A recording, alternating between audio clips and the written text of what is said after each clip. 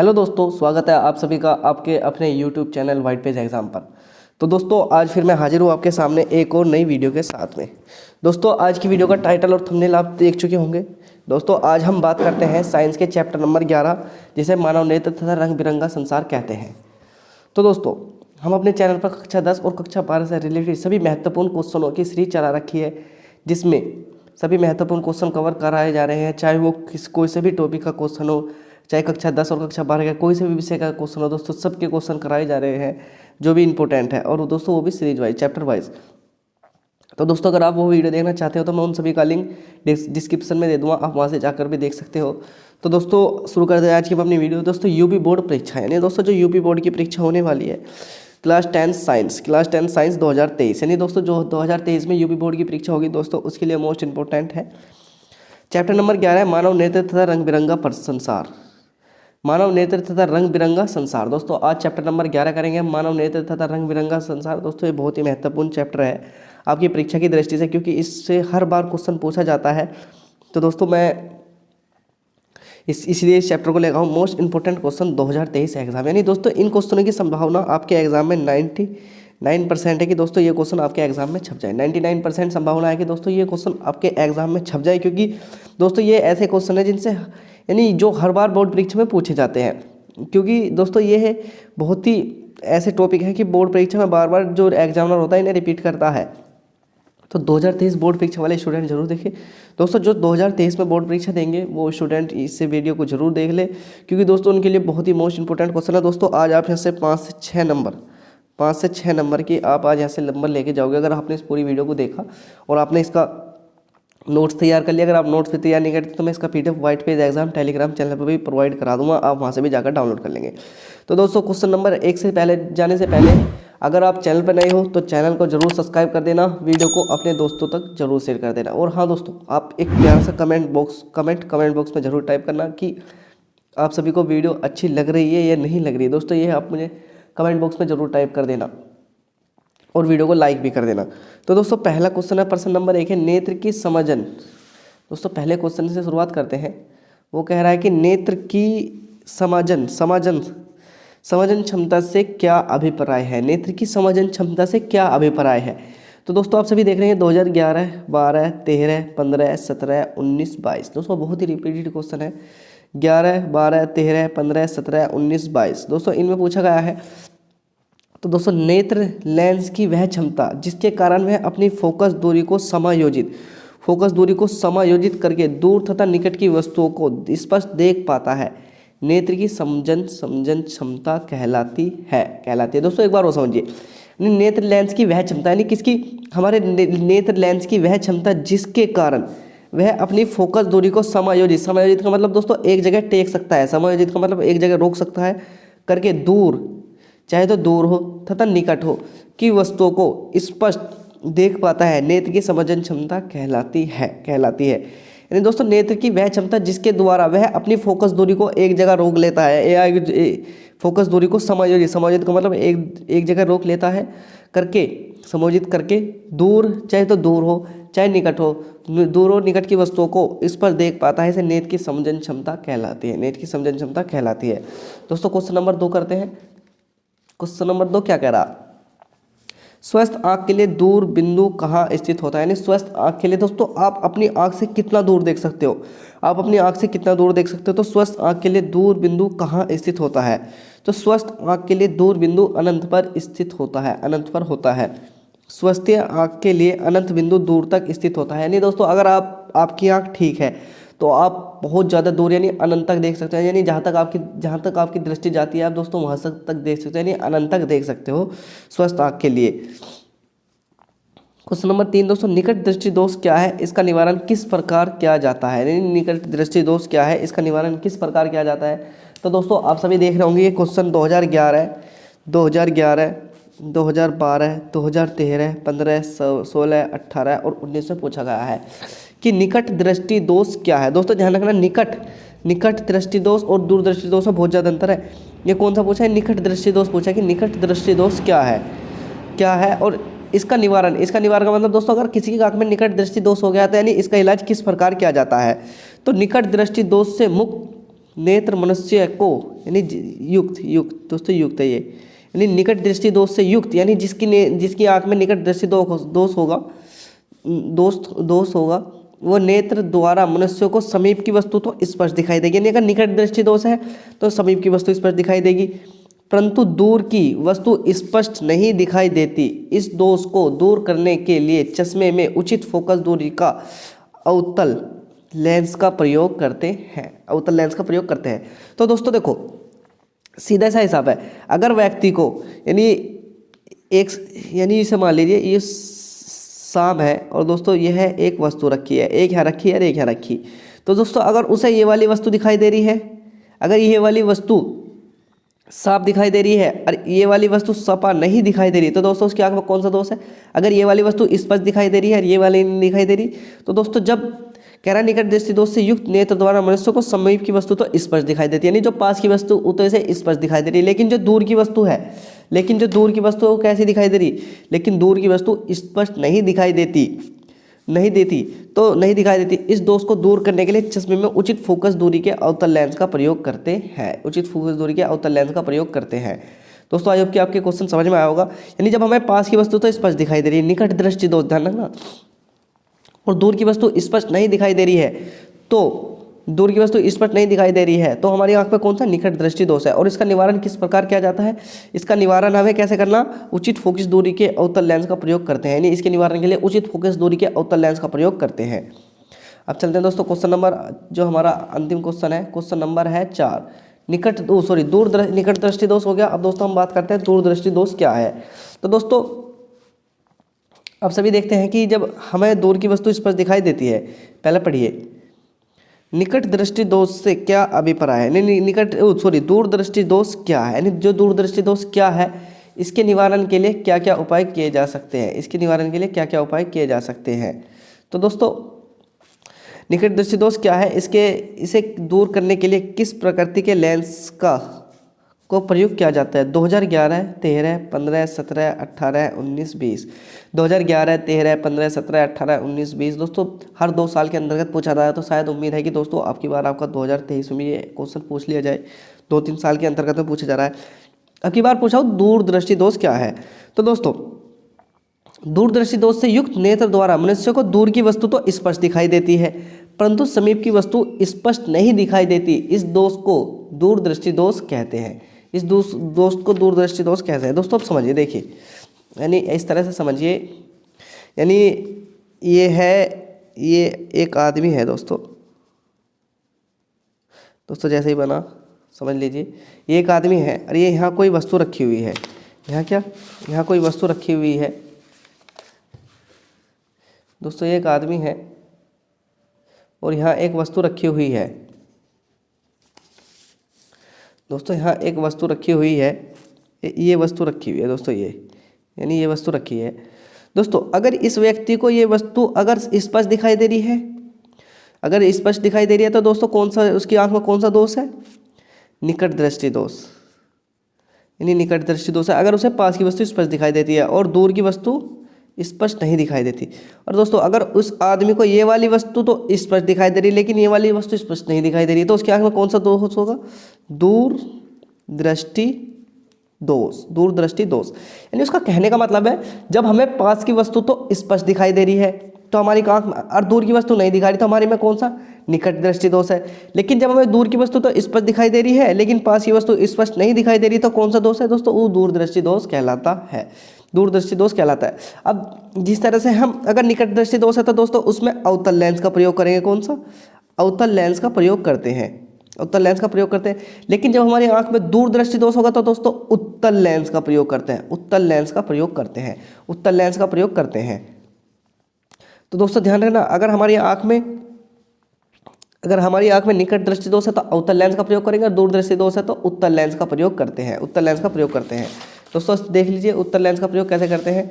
यानी कह रहा है कि इस लिए चश्मे में उचित फोकस दूरी के अवतल लेंस का प्रयोग करते हैं। कौन सा? यानी उचित दूरी का फोकस अवतल लेंस हो, उचित फोकस दूरी के उत्तल लेंस उचित फोकस दूरी के उत्तल लेंस का प्रयोग करते हैं। अगर हमारी आंख में निकट दृष्टि दोष है तो अवतल लेंस, और तो दूर दृष्टि दोष है तो दोस्तों उत्तल लेंस का प्रयोग करते हैं। अब बात करते हैं प्रश्न नंबर 4, मनुष्य की आंख के लिए निकट बिंदु तथा दूर बिंदु से क्या तात्पर्य है? स्वस्थ आंख के लिए इसकी स्थिति बताइए। 2015, 16, 17, 19, 20। 2015, 16, 17, 19, 20।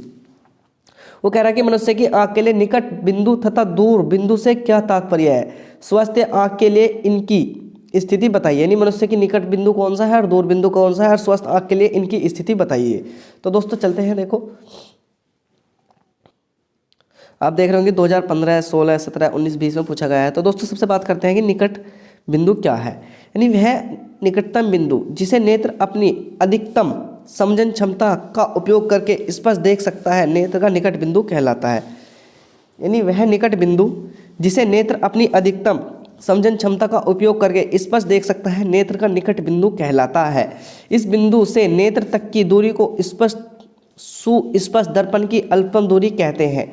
स्वस्थ आंख के लिए निकट बिंदु की आंख से लगभग 25 सेंटीमीटर होती है। कितनी? 25 सेंटीमीटर होती है। 25 सेंटीमीटर होती है।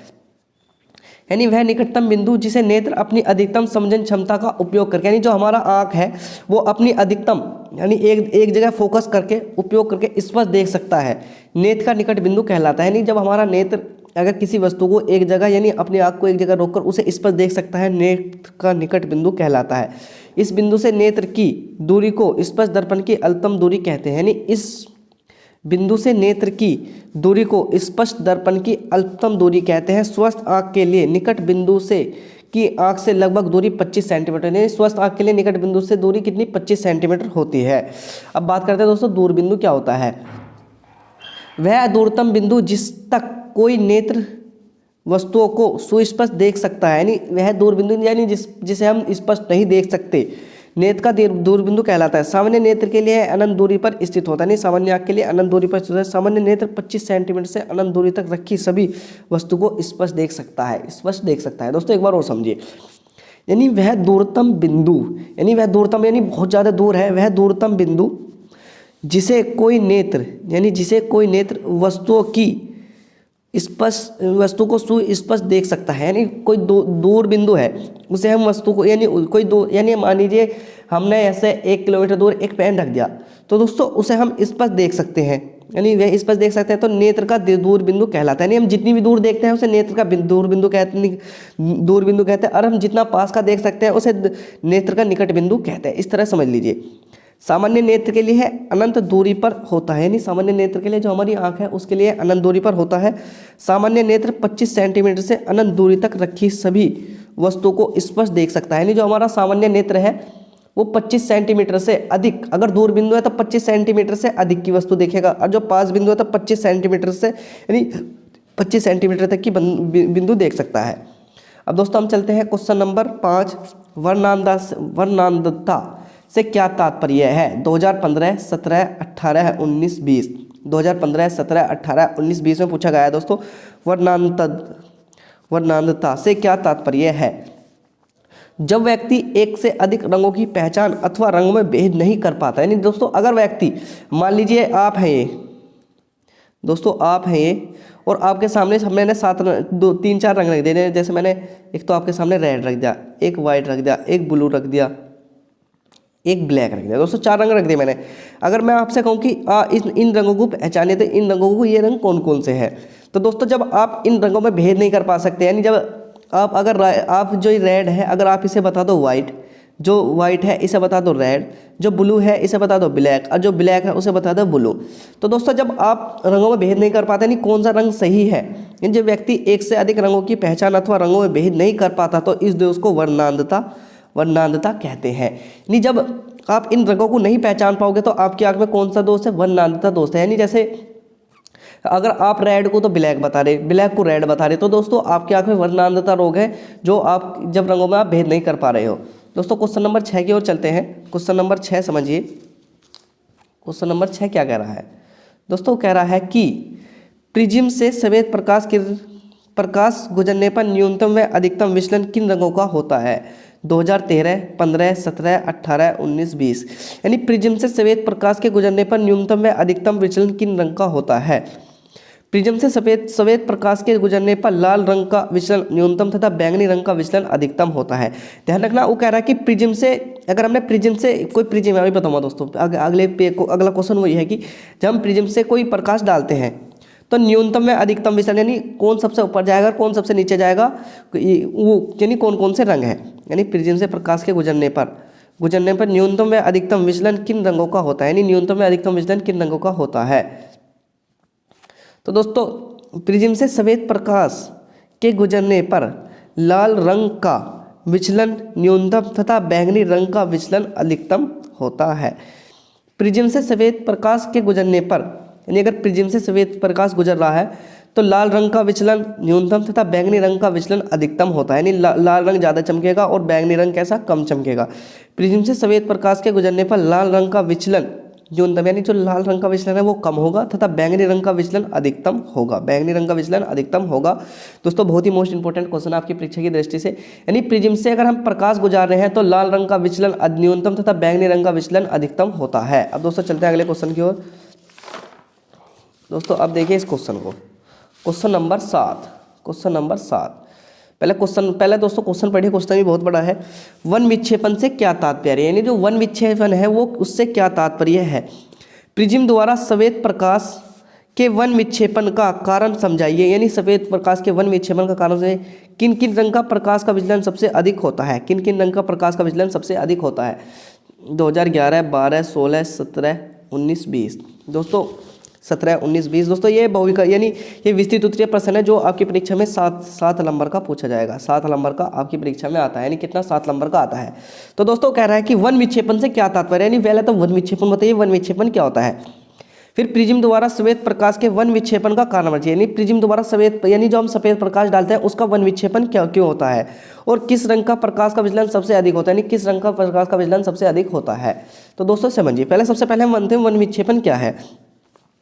सफेद प्रकाश, सफेद का मतलब दोस्तों जब सफेद प्रकाश, सफेद का मतलब व्हाइट प्रकाश, जब सफेद प्रकाश का किरण का अपने अवयवी रंगों के प्रकाश किरणों में विभाजित होना ही प्रकाश का वन विक्षेपण कहलाता है। यानी क्या कह रहा है, सफेद प्रकाश किरण का अपने अवयवी रंगों की प्रकाश किरणों में विभाजित होना प्रकाश का वन विक्षेपण कहलाता है। तो दोस्तों बहुत ही मोस्ट इंपोर्टेंट है, बता लीजिए कि सफेद प्रकाश किरण का, यानी जो सफेद प्रकाश किरण है वो अपने रंगों में जो, यानी अपने रंगों में जो विभाजित हो जाती है, इसे ही प्रकाश का वन विक्षेपण कहते हैं। यानी जब कोई किरण अगर 7 रंगों में यानी 7 रंगों में हो जाती है, विभाजित हो जाती है, तो दोस्तों से कहते हैं उसे प्रकाश का वन विक्षेपण कहते हैं।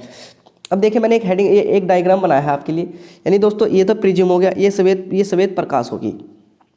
तो दोस्तों जैसे ही हम एक सफेद प्रकाश की किरण ऐसे डालेंगे तो दोस्तों यह किरण ऐसे सीधी निकल, यानी ऊपर की तरफ चली जाएगी, अपने मार्ग से विचलित होकर इधर की तरफ निकल जाएगी। और दोस्तों बाकी जो किरण है अगर वो हम किसी पर्दे पे डालते हैं तो दोस्तों वो 4 यानी 7 रंग देंगी, 1, 2, 3, 4, 5, 6, 7 रंग देंगी, जिसे हम आम भाषा में विबग्योर कहते हैं। यानी सबसे लाल, नारंगी, पीला, हरा, नीला, जामुनी, बैंगनी। दोस्तों ये सभी आपको दिख रहे हैं, लाल, नारंगी, पीला, हरा, नीला, जामुनी, बैंगनी, इस तरह के रंग देती है। तो दोस्तों अब इसे समझिए, यानी प्रिज्म द्वारा प्रकाश का विक्षेपण, जब सूर्य की किरण किसी प्रिज्म से गुजरती है तो वह अपने मार्ग से विचलित होकर प्रिज्म के आधार की ओर झुककर विभिन्न रंगों की किरणों में विभाजित हो जाती है। तो दोस्तों देखा ना, हमने जब प्रकाश की किरण किसी प्रिज्म से गुजारी तो वह अपने मार्ग से विचलित होकर अपने आधार की ओर झुककर, यानी अपने मार्ग से विचलित होकर प्रिज्म के आधार की ओर झुककर, यानी अपने मार्ग से विचलित होगी और फिर प्रिज्म के आधार की ओर झुककर अपने 7 रंगों में कितने, जब सूर्य की किरण किसी प्रिज्म से गुजरती है तो वह अपने मार्ग से विचलित होकर प्रिज्म के आधार की ओर झुककर विभिन्न रंगों की किरणों में विभाजित हो जाती है। इस प्रकार से उत्पन्न विभिन्न रंगों के समूह को स्पेक्ट्रम कहते हैं। यानी जो रंग हो रहे हैं इन्हें स्पेक्ट्रम कहते हैं, जो यानी विभिन्न रंगों के समूह को, इस प्रकार उत्पन्न विभिन्न रंगों के समूह को स्पेक्ट्रम कहते हैं। यानी दोस्तों ये जो पूरा जो हुआ ना, जो ये जिसे हम विबग्योर कहते हैं, इसे हम स्पेक्ट्रम भी बोल सकते हैं। क्या? स्पेक्ट्रम भी बोल सकते हैं। इस प्रकार से उत्पन्न विभिन्न रंगों के समूह को स्पेक्ट्रम कहते हैं। इसका एक सिरा लाल तथा दूसरा सिरा बैंगनी होता है। इसका एक सिरा लाल, तो दोस्तों आप सभी को देखोगे सबसे ऊपर कौन सा, रेड, और दूसरा वायलेट जिसे हम बैंगनी कहते हैं। यानी इसका एक सिरा लाल और दूसरा सिरा बैंगनी हो सकता है। बैंगनी होता है। सामान्य हमारी आँख को ये रंग 7 समूह के रूप में दिखाई पड़ते हैं। यानी मैंने अभी दिखाया था कि दोस्तों आपको यह रंग क्या है, यानी 1 2 3 4 5 6, 1 2 3 4 5 6 7, यानी हमको क्या रंगों में, यानी सामान्यतः ये रंग हमें 7 रंगों में, सामान्यतः हमारी आँख को ये रंग 7 समूह के रूप में दिखाई पड़ते हैं। ये रंग, जो ये रंग होंगे दोस्तों, ये कौन से होंगे? बैंगनी जिसे हम वॉयलेट बोलते हैं, जामुनी जिसे हम जिसे आई से प्रदर्शित करते हैं, नीला जिसे ब्लू कहते हैं, हरा जिसे ग्रीन कहते हैं, पीला जिसे येलो कहते हैं, नारंगी जिसे ऑरेंज कहते हैं, और लाल जिसे हम रेड कहते हैं, तो दोस्तों अगर हम इन सभी को मिलाएंगे तो हमें क्या बनेगा? देखो दोस्तों, जैसे हमने बैंगनी का वी ठाया, क्या ठाया? वी ठाया, और दोस्तों फिर अब आई ठाया, फिर ब्लू का बी ठाया, हरा का ग्रीन ठाया, दोस्तों पीले का वाइट ठाया, और नारंगी का ओ ठाया, और दोस्तों रेड का लाल ठाया। तो दोस्तों क्या बन गया? विबग्योर, जिसे हम विबग्योर के नाम से भी जानते हैं। किस नाम से दोस्तों? जिसे हम विबग्योर के नाम से भी जानते हैं। लाल प्रकाश की किरण में विचलन सबसे कम तथा बैंगनी रंग की प्रकाश की किरण में सबसे अधिक होता है। तो ध्यान रखना दोस्तों, लाल किरण का जो विचलन होगा वो लाल रंग का विचलन सबसे कम होगा, और जो बैंगनी जो सबसे नीचे है इसका विचलन सबसे अधिक होगा। दोस्तों इस चीज़ का ध्यान रखना, लाल रंग का विचलन सबसे कम और बैंगनी रंग का विचलन सबसे अधिक होता है। तो दोस्तों यह थी हमारी वीडियो। आई होप कि आप सभी को वीडियो अच्छी लगी होंगी। दोस्तों अगर आपको वीडियो अच्छी लग रही है तो आप चैनल को जरूर सब्सक्राइब कर सकते हैं, वीडियो को लाइक और शेयर भी कर सकते हैं। तो दोस्तों ये जो मानव नेत्र तथा रंग बिरंगा संसार है, जिसके दोस्तों जो इसके मोस्ट इंपॉर्टेंट क्वेश्चन है उन सभी क्वेश्चनों को मैंने करा दिया। आई होप कि आप सभी को वीडियो अच्छी लगी होगी। दोस्तों अगर आपको वीडियो अच्छी लग रही हो तो आप चैनल को जो भी जरूर सब्सक्राइब कर सकते हैं, वीडियो को भी लाइक और शेयर कर सकते हैं, और दोस्तों एक कमेंट भी कमेंट बॉक्स में जरूर टाइप कर सकते हैं कि आपको वीडियो कैसी लगती है। तो दोस्तों मिलते हैं अगली वीडियो में, तब तक के लिए थैंक्स फॉर वॉचिंग।